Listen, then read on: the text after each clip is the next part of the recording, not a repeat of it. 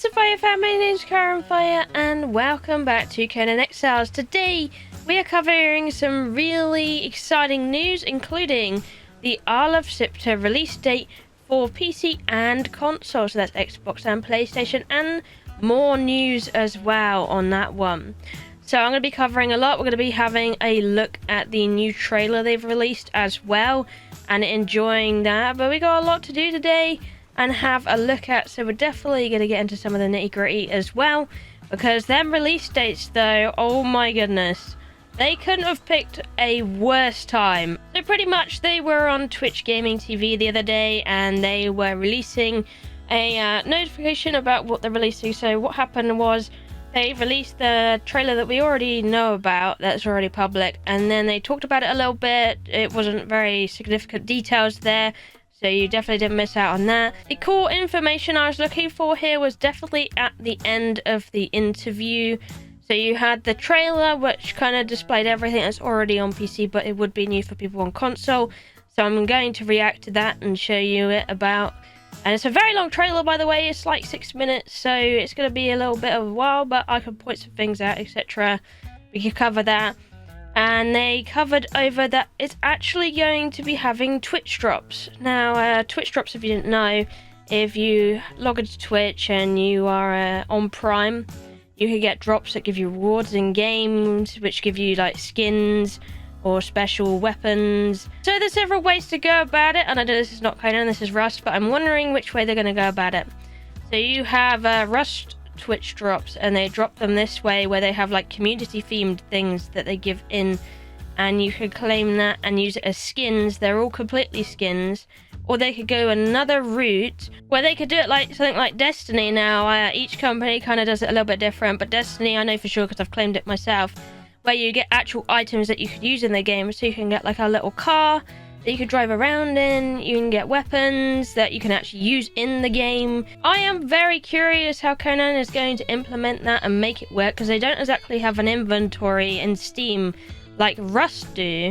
And then is it going to only be on PC, or is it going to be on consoles where that you are able to get these drops? How are they going to work? Are they going to be just skins? And I don't know how just skins will work in this game, because you don't really have skins already. Will it work kind of like a DLC drop? Will it work like something else? Who knows? But I'm imagining it probably won't be skins, because you don't really get skins in the game unless they're implementing a skin system, which I would absolutely love, but there's nothing been said about that at all, so I highly doubt it, but it would be nice if it was a thing. So my only conclusion is they're maybe going to either get you some like separate armor that you can wear that's special in a way, or weapons, and that's the only thing I can really think of that you're going to get via a Conan Twitch drop. Or maybe you get something like furniture, like you'll get a sofa or something. Who knows? But that is going to be a thing. It's also coming to the Xbox Game Pass, which is really good, because that means you can only pay something like a $5 and then get Conan for that price and a bunch of other games, and you can test out if you like it. Or it might be a better option for people that want to try it on Xbox, because last year was really awful for Xbox and PS4 users, where, well, they didn't get very good service from Funcom, let's be honest, because they were left months and months with a very broken, unplayable game. So it could be a really good option to get it that way. That way you can get lots of other games, and then you can still enjoy Conan now that it is fixed, because it is fixed now and you can play it properly, etc. and all of that good stuff. Now let's get into the release date. The reason I'm not happy with the release date is because in this month there is many other games dropping their releases, and that's very normal, right? But they've picked such a very special timing to drop it that it almost feels a little, you know, on purpose. I'm sure it is on purpose, but I don't think it's a good decision at all, and it's not going to be a nice one for those who are communities of both Ark and Conan. They have chosen to release it one day after the release of Ark. So the actual drop is the 27th of May for the Isle of Siptah for everybody. So that's console, that is, you know, that's PC, PS4. Now, this is completely fine if you're a really big Conan fan and you don't really dip into any other survival games and play them. But a big portion of people who play Conan also really enjoy Ark, and that is a really big portion. And they also enjoy Rust. And basically what is happening in May is they're dropping the console release for Rust, but they're also dropping Ark Genesis 2, the finale.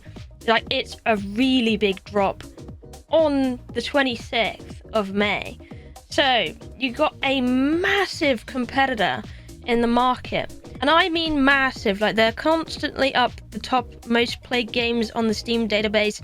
They've never ever really left this database here. They've always been up the top or in this list every time I've looked at it.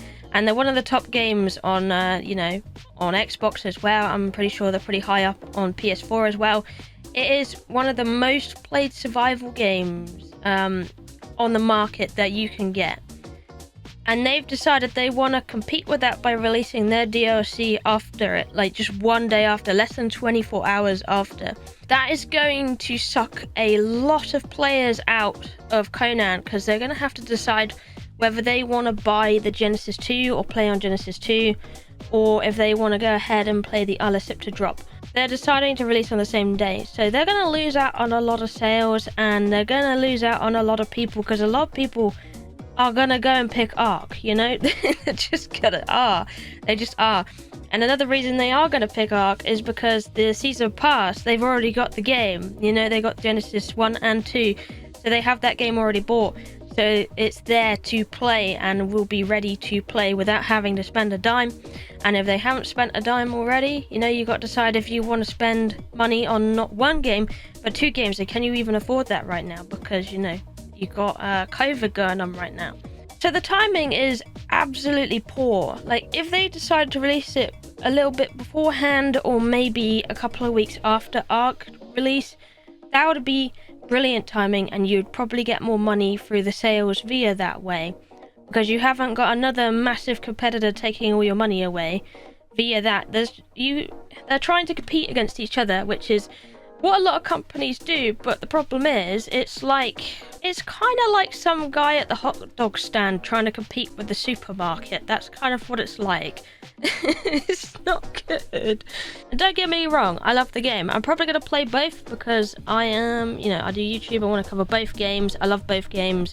But for a lot of people, you're either going to be able to afford one or the other, or you're not going to be able to enjoy each game at the same time properly. So one is going to miss out in the end. And let's face it, for PC, 100% is most likely going to be Ark playtime, because they've already played, the early access bit of Conan. And I don't know if the console people are going to jump on board so much so with it too. Like, a lot of people are still very miffed that they couldn't really play around with the game for a very long time. So do they really want to put more money into it, etc.?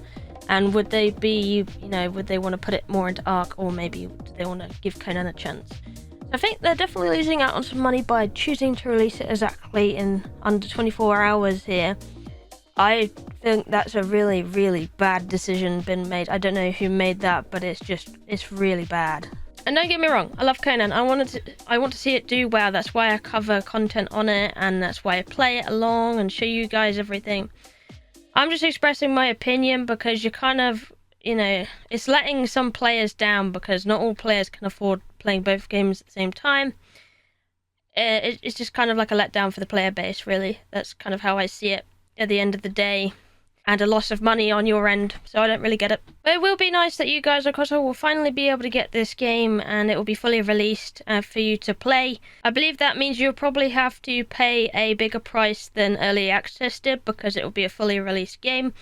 And they did say the price would probably go up via then. So I imagine you'll have to pay a bit more. Maybe it'll be about 25 or something like that, or 30 to buy the DLC. At the moment, it's £15 on Steam store at early access, but I imagine with it coming to full release, those rates will definitely go up. And of course, with console, usually you have to pay more for games when you're on console, because of course they have to tweak and optimize it a lot more, so they usually put a higher price tag on it. But anyway, enough ranting and rumbling about that kind of thing. Let's move on to the trailer reaction and see what's going on over there.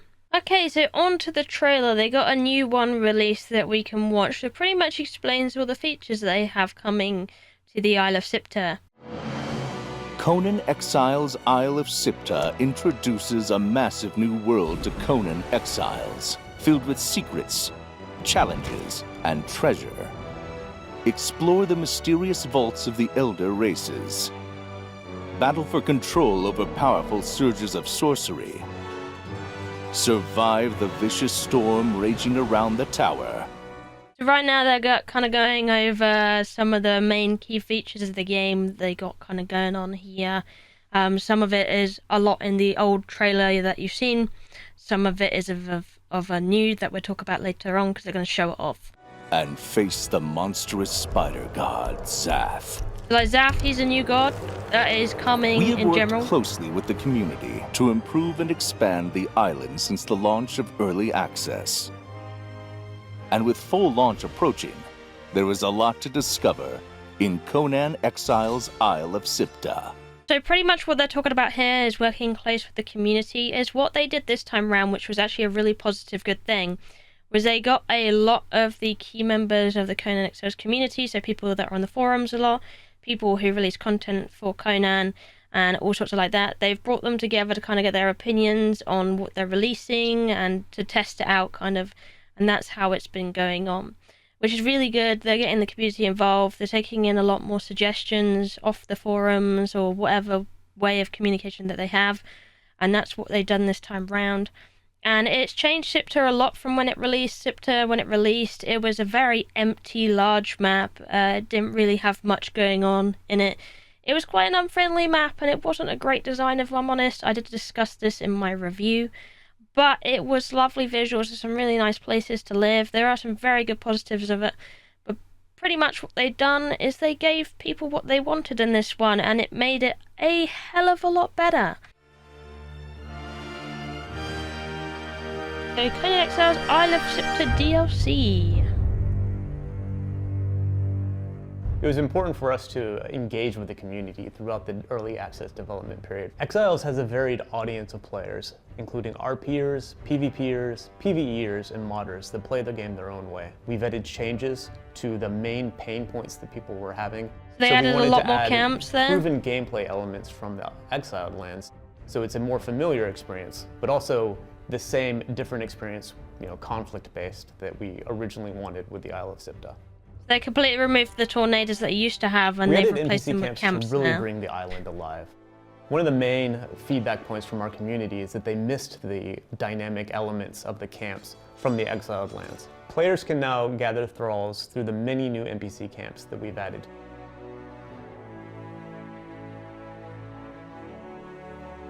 Stygian mercenaries have settled on the eastern coast in order to restore the colony left behind by their ancestors.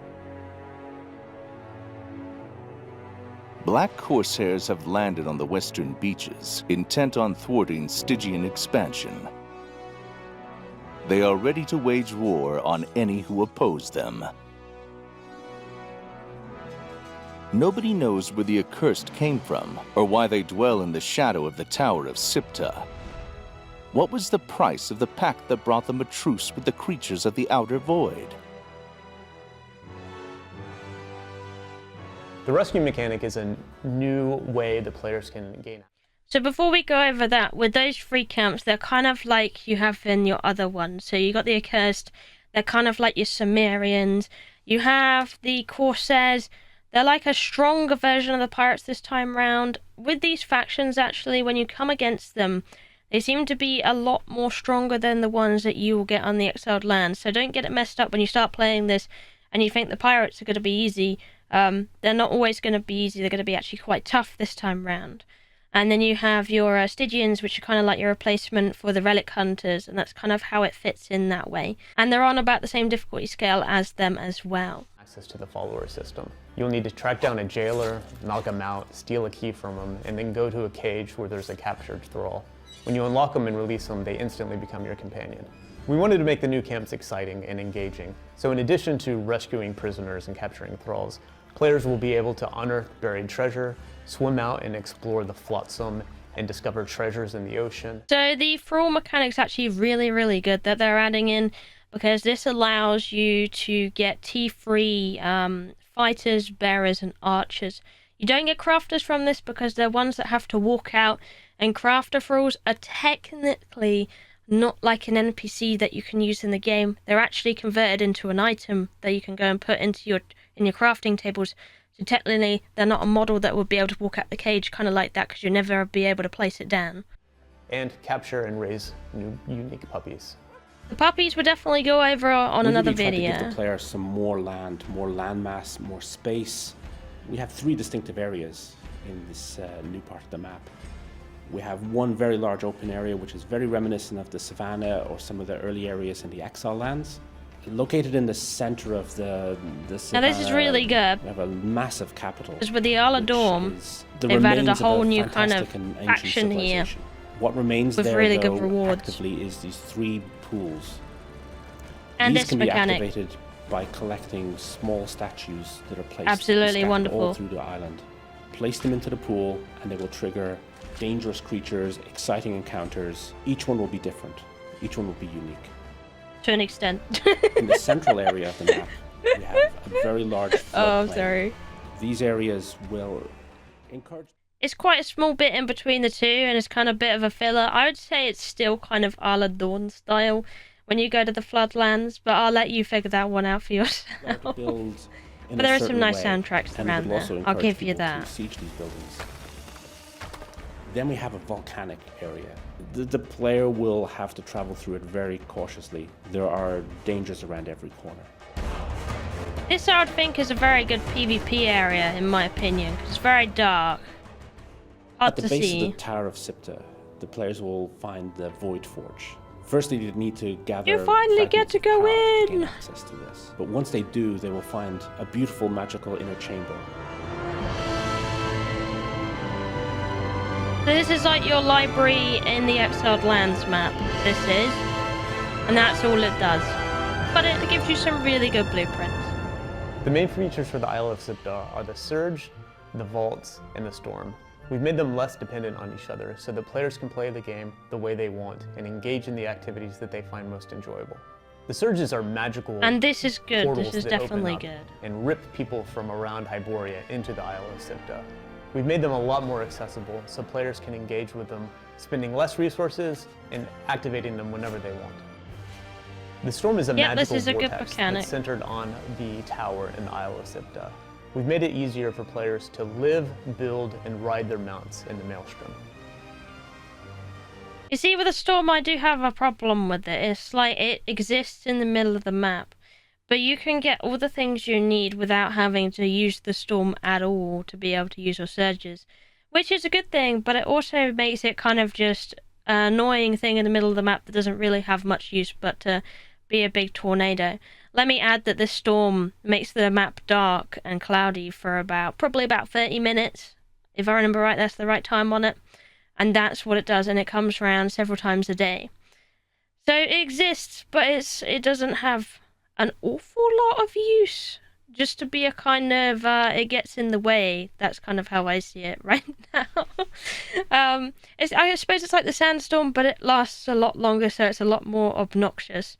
But if you want to kill things that spawn in here through lightning to get like the essence to be able to do the surges, you can do that still. I just don't really get the point of it being a thing, being there when everything else is very more accessible outside now. It's kind of the fine balance. Do you want to grind in the middle, or do you want to loot chests on the outside and get the stuff a lot easier and then be able to get all that nice loot, you know? So there's that. The vaults are structures that the elder races and inhabitants of the Isle built to hide from the storm. Yeah, these are done We've changed them so that extremely they are now well. high-level content that you can go into with your friends, battle epic bosses, and get new unique rewards and buffs. So what they mean by high level is pretty much these are still doable at lower level, so you can still do the Goblin Vault at level 30 and be just fine. But the rewards at the end are locked behind level 60, so you need things like Exo Epics to be able to make the stuff and to be able to make these weapons. That's why you need level 60. But you can farm these a lot earlier and get really good stuff out of them still, and then just build the stuff that you need at the end of the day. So that is what that is. And the vaults are actually really, really done well. Like, whoever decided this and made these, absolutely a phenomenal job. And We're the excited extra to add a new blueprints are good. religion to the Isle of Siptah. Spider Players God! can worship the terrifying spider god Zath and summon and control its avatar to attack their enemies with corrosive venom and defend themselves by shedding spider brood on those that oppose them. Yep, this is really good One of having my a new favorite systems avatar. from the Exiled Lands is the Purge. When players build their base, the native inhabitants from the lands rise up and attack them. We've introduced this system to the Isle of Siptah. We've also introduced a new system where players can prevent or provoke the purges from happening. Absolutely Depending on where you brilliant. build, the new NPC factions, the elder races from the vaults, will rise up and attack your base. There are actually some really nasty ones in here. I had Accursed raid me the other day, and boy, are they rough to deal with. But it's all in fun. I'm really glad they brought Purges to the Isle of Siptah. The Purges provide another way for players to be able to gather thralls on the Isle of Siptah.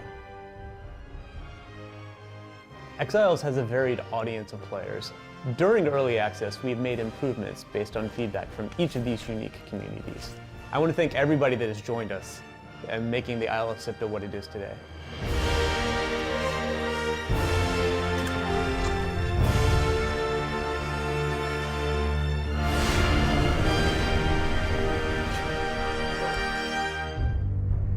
There you go, May 27th.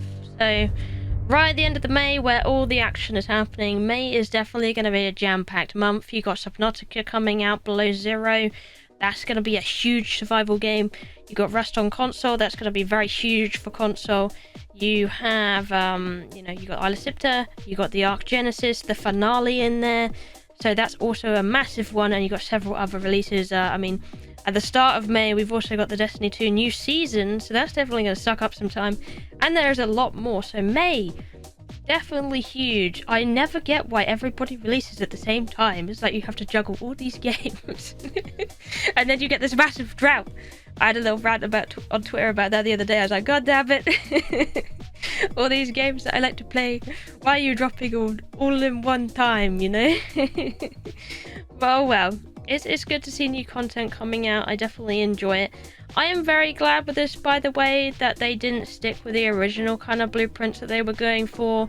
When they started building the Isle of Siptah and what the model they had, it was some good ideas, but the execution was not quite there. Like, they needed the idea to go further than it was.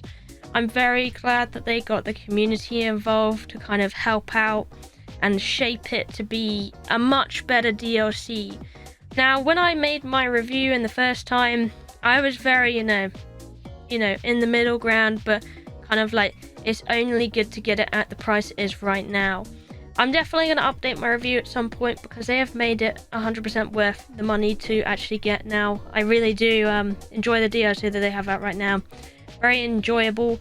It is kind of like Exiled Lands in a lot of ways, but there are a lot more activities and things to do.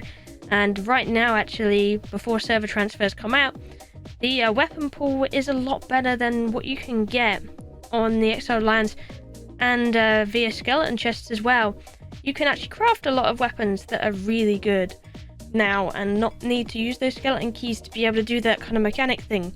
Which worries me in server transfers, of course, because that's going to mean the people with the Isle of Siptah DLC are going to have a massive advantage over the people on the Exiled Lands if they don't have the DLC.